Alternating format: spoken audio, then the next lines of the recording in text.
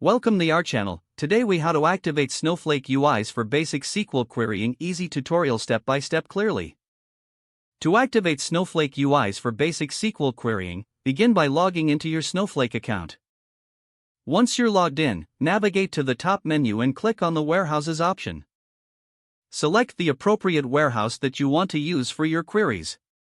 Next, go to the Databases section from the left-hand sidebar. Choose the database you wish to query from the list.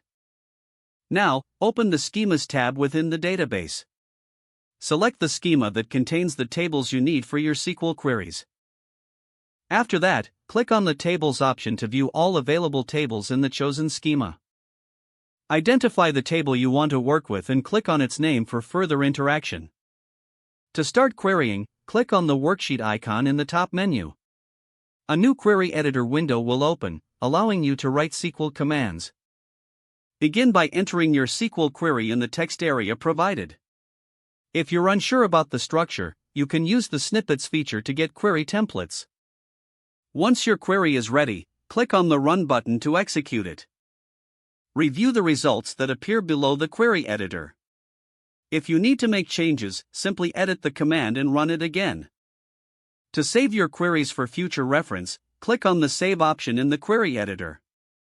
Finally, log out of your Snowflake account when you are finished.